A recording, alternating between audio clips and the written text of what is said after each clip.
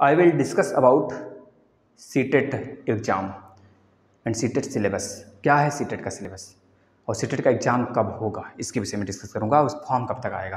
लेकिन इसके पहले मैं एक चीज़ और डिस्कस कर लूँगा, इसका पूरा का पूरा एक तरह से जो सिलेबस है क्या है, पहले इसको मैं डिस्कस कर लेता हूँ। चलिए आ जाइए। देखिए, पहली चीज़ है आपको ये दिमाग से निकाल देना है कि CTET का एग्ज़ाम 2022 वाला नहीं होगा, क्योंकि जब उन्होंने ये चीज़ बोल दिया है CTET का एग्ज़ाम 2022 में होगा तो 2022 वाला ही हो सकता है 2023 में चला जाए। भाई पिछली बार 2021 वाला जो था मेरे भाई, आप खुद बताओ, वो 2022 मतलब 2020 वाला जो था 2021 में हुआ था कि नहीं हुआ था? आप खुद देख लो, सिचुएशन देख लो। या फिर नहीं, 2021 वाला था, 2022 में हुआ था, जनवरी फरवरी, याद रखो। उसके बाद रिजल्ट कितना डिले में आया था, आप खुद सोचो। डिले हुआ था ना प्रोसेस इस प्रकार से। अगर नोटिफिकेशन में डिले हो रहा है तो इससे हमको चिंतित नहीं होना कि एग्जाम नहीं होगा 22 वाला। एग्जाम होगा 22 वाला, ये पूरा निर्णय ले चुकी है CBSE।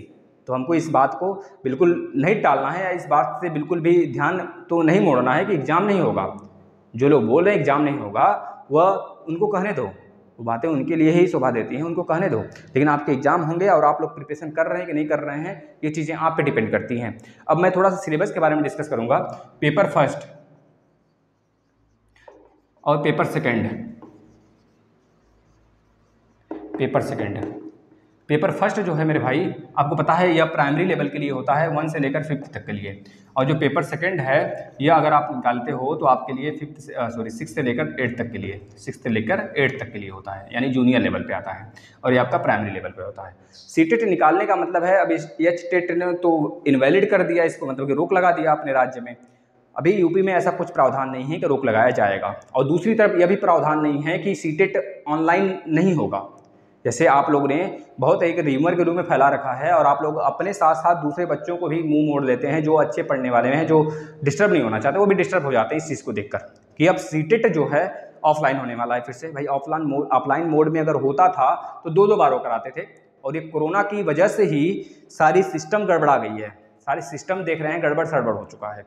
ना ही यूपी टेट सही से करा पा रहे हैं, ना ही CTET सही से करा पा रहे हैं। CTET यूपी टेट, आप लोग बोलेंगे भाई सर इसी पे जोर क्यों देते हैं आप? भाई देखिए, CTET होना चाहिए 2 बार, केंद्र को इस संचालन करना चाहिए इसका 2 बार, लेकिन नहीं कर पा रही है। इसका सबसे बड़ा यही प्रॉब्लम हो चुका है कि जो CTET में ऑनलाइन प्रोसेस है, इसमें जो कार्यकर्ता लोग हैं, जो उसमें कार्य कर रहे हैं, उनकी संख्या बढ़ानी पड़ रही है, और उनको बहुत ज़्यादा वर्क करना पड़ रहा है इन सब चीज़ों को लेकर। मतलब कि जो टेक्निकल काम है ज़्यादा बढ़ चुके हैं, इस वजह से यह डिले हो रहा है। बस इसका कारण यह इन्होंने बताया, और कुछ इस बातें इन्होंने नहीं बोला, उस कारण यही है ही। खैर, अब ध्यान से देखना CTET के सिलेबस के बारे में। जो CTET का सिलेबस है, जो पेपर फर्स्ट में आता है CDP, और इसमें भी CDP होता है, ठीक है। और जो पेपर फर्स्ट में एक कॉमन होता है वो मैथ, याद रखना, इसमें मैथ जरूर कॉमन होता है। मैथ कॉमन होता है भाई, 30 नंबर का यह भी होता है, 30 नंबर का यह भी होता है, और इसमें भी 30 नंबर का यह होता है, ठीक है ना, 30 मार्क्स का। इसके बाद आ जाता है लैंग्वेज 1 और लैंग्वेज 2। जो आप लैंग्वेज 1 में चूज करते हैं लैंग्वेज, वह लैंग्वेज आपको दूसरे में नहीं चूज करना। अगर आप इसमें हिंदी चूज करते हैं तो दूसरे वाले में हिंदी नहीं चूज करना है, इस चीज़ को दिमाग में रख लेना है। इसमें भी लैंग्वेज 1 और लैंग्वेज 2 लिख लीजिए। लैंग्वेज 1 30 नंबर का, और लैंग्वेज 2 भी 30 नंबर का, लैंग्वेज 2 भी 30 नंबर का। यह दोनों जो होते हैं, लैंग्वेज 1 भी 30 नंबर का इसमें भी, और लैंग्वेज 2 में भी 30 नंबर। इसके बाद EVS होता है इसमें, EVS इन्वायरमेंट सेक्शन जो होता है आपका, इन्वायरमेंट साइंस, यह भी 30 मार्क्स का होता है। इस तरह देखें तो ये तो 150 नंबर अपना कंप्लीट कर लिया, लेकिन यह नहीं कंप्लीट किया।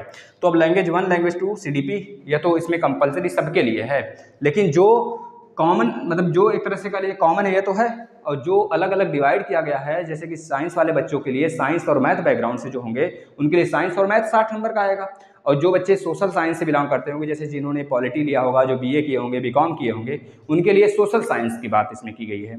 तो सोशल साइंस उनके लिए जो जिनका आर्ट वाला सिलेबस रहा हो, सोशल साइंस है ना, सोशल साइंस जिनका आर्ट वाला सिलेबस रहा होगा, उनके लिए 60 नंबर का यह रहेगा, 60 नंबर में यह रहेगा। और इस 60 नंबर में आपको पॉलिटी भी देखने को मिलेगा, आपको हिस्ट्री भी देखने को मिलेगा, आपको इकोनॉमिक्स भी देखने को मिलेगा, मतलब कि एवरीथिंग, जितने भी सोशल्स में आते हैं, बिलोंग करते हैं, सारी चीज़ें आपको इसमें देखने को मिलेंगी। और दूसरा होगा, जो मैथ वाले भैया बहनी होंगे, उनके लिए जो होगा, मैथ सेक्शन के साथ साथ साइंस होगा। यह होगा 60 नंबर का, 30 नंबर का यह होगा, 30 नंबर का यह होगा। यह चीज़ें दिमाग में रख लेना है। 150 इधर भी काउंट कर सकते हैं, 150 इधर भी काउंट कर सकते हैं। दूसरी बात है, अब देखिए सीडीपी में हमको किस प्रकार से पढ़ाई करनी है, क्योंकि 15 नंबर का पेडागॉजी आता है, 15 नंबर का डायरेक्ट मैथ पूछा जाता है। पेडागॉजी वाला सेक्शन मैं करा रहा हूँ, जैसे नोटिफिकेशन आएगा मैं कंटिन्यू कर दूंगा। और सीडीपी में जो 15 नंबर वाला पोर्शन है वो मैं करा चुका हूँ ना। इसी तरह से मैथ में भी 15 नंबर का मैं कराना स्टार्ट कर दिया था, लेकिन देखा बच्चों की रुचि नहीं थी तो मैंने बंद कर दिया है फिलहाल में। पेडागॉजी वाला सेक्शन उसको मैं कराना स्टार्ट करूँगा। जो 15 नंबर का जो मैथ है भाई उसको मैंने करा दिया है। आप चाहें तो यूपी टेट वाला सेक्शन में आकर आराम से उसको बहुत ही अच्छे से पढ़ सकते हैं। 15 नंबर बहुत ही नॉर्मली पूछा जाता है, भाग करना, गुणा करना, एलसीएम, एचसीएफ, है ना, जो मतलब पैमाना होता है, मीटर, सेंटीमीटर, किलोमीटर, इन सब पे होता है, बस वही सब मिलाकर 15 नंबर पूछा जाता है। और लैंग्वेज 1 में अगर आप हिंदी चूज करते हैं तो हिंदी का 15 नंबर पेडागॉजी और 15 नंबर जनरल चीज़ें, ठीक है ना। और जनरल मतलब कि संज्ञा, सर्वनाम, संधि, समास, ये सब चीज़ें। अगर आप लैंग्वेज 2 में हिंदी, लैंग्वेज 1 में हिंदी चूज कर लिया है तो लैंग्वेज 2 में आपको हिंदी नहीं चूज करना है, यहाँ पे संस्कृत या फिर इंग्लिश या फिर उर्दू, मतलब 20-22 लैंग्वेज होते हैं, 20 लैंग्वेज होते हैं, आप उसमें चूज कर सकते हैं इसमें। इसके बाद ईवीएस काफ़ी ज़्यादा इसमें एक तरह से जो फैक्ट होता है वो 15 नंबर पूछा जाता है और 15 नंबर का पेडागॉजी होता है, यही मैं कराऊंगा। और 15 नंबर वाला सेक्शन आप यूपी टेट वाले में आकर देख सकते हैं बिल्कुल भरपूर तरीके से। अब यहाँ पे देखना उस बच्चे के लिए बहुत ज़्यादा इंपॉर्टेंट है जो सेक्शनल वाला एग्जाम देते हैं, मतलब कि ये चीज़ें, तो बहुत सारे बच्चे इसमें गलती कर देते हैं फॉर्म भरने में, तो ये चीज़ें दिमाग में रखना। अगर आप सोशल टिक किए हैं तो सोशल को ही सॉल्व करिए पेपर में, पर अगर आप लैंग्वेज 1 में हिंदी चूज किए हैं तो हिंदी ही सॉल्व करिए भाई। दोनों में ये प्रॉब्लम आती है, बाद में स्टेटस इनवैलिड हो जाता है, स्टेटस ही नहीं शो करता है आपका एग्जाम का रिजल्ट आने पे। तो याद रखना लैंग्वेज 1 में अगर हिंदी चूज किया है तो याद रख लेना, लिख कर रख लीजिए उसको कहीं। और लैंग्वेज 2 में आपने इंग्लिश या संस्कृत चूज किया है या उर्दू चूज किया हुआ है तो उसको लिख कर रख लीजिए कहीं भाई, कि हाँ मैंने ये चीज़ चूज किया है, इसमें मैं एग्जाम देते समय जाकर देख लूँगा। या फिर भाई जब आपके पास, क्योंकि एडमिट कार्ड में ये नहीं लिखा होता आप लैंग्वेज 1 में क्या चूज किया है, लैंग्वेज 2 में क्या चूज किए हैं, है ना, समझ रहे, जो फॉर्म भरते हैं उसमें लिखा हुआ होता है। और इस तरह सोशल साइंस वाले बच्चे ये दिमाग में रख लेंगे, मुझे सोशल साइंस करना है कि मैथमेटिक्स या साइंस करना है, क्योंकि इसमें कंपटीशन वाले भी बच्चे होते हैं तो उनको दिमाग में यह होता है कि मुझे मैथ, साइंस ये सारी चीज़ें करनी है, तो सब करके आ जाते हैं, जिसके कारण इनका यह वाला सेक्शन गड़बड़ हो जाता है और एग्जामिनर जो होता है काट देता है, क्योंकि आपने टिक गलत कर दिया है, ठीक है ना। अब वो इसमें भी कंफ्यूज हो जाते हैं, कभी कभी हमें यह करना था कि यह करना था, हमने किस में फॉर्म भरा था, अरे हमने तो भरवाया ही नहीं था, बगल वाले बाजू वाले भैया से भरवाया था फॉर्म। तो इस चीज़ को भी दिमाग में रख लेना है, ठीक है ना। अब ये तो तैयारी की बात रही, और इस तरह से आपको तैयारी करनी है। और बहुत ही ज़्यादा नॉर्मली तरीके से मैं कह दूं तो किस प्रकार से आप तैयारी करेंगे, तो एनसीईआरटी अगर बहुत ज़्यादा डीपली पढ़ना चाहते हैं, साथ में सुपर टेट की भी तैयारी कर रहे हैं तो बहुत ज़्यादा डीपली नहीं, तो आप एनसीईआरटी के बुक से बहुत अच्छे से पढ़ना शुरू कर दीजिए अभी से ही। 6, 7, 8 की जो बुक है 3 से ले लीजिए, 3, 5, 6, 7, 8 की बुक, 8 तक की बुक सारी पढ़ डालिए, 9 तक की बुक पढ़ डालिए। इसके बाद आप आ जाइए टेस्ट सीरीज पर, बस इतनी बुक ले लीजिए। अगर लूसेंट का हो सके तो सेक्शनल वाइज ले लीजिए, जैसे इंग्लिश का अलग से, हिंदी का अलग से, लूसेंट का, बस लूसेंट की, है ना, हिंदी, इंग्लिश, ये सब सारी चीज़, हिंदी ले लीजिए, इंग्लिश ले लीजिए, जीके जीएस का ले लीजिए, उससे आपका सब कुछ कंप्लीट हो जाएगा उसमें, है ना, समझ रहे कि नहीं। लेकिन इसके लिए नहीं, मैं सुपर टेट के लिए बता रहा था, इसके लिए आपको सिर्फ और सिर्फ टेस्ट सीरीज जितना ज़्यादा दे सकते हैं दीजिए और बहुत ही बेहतरीन तरीके से क्लियर होगा आपका।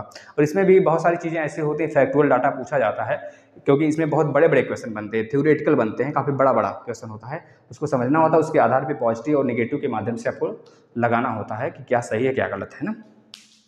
चलिए, ये तो रहा सिलेबस आपका।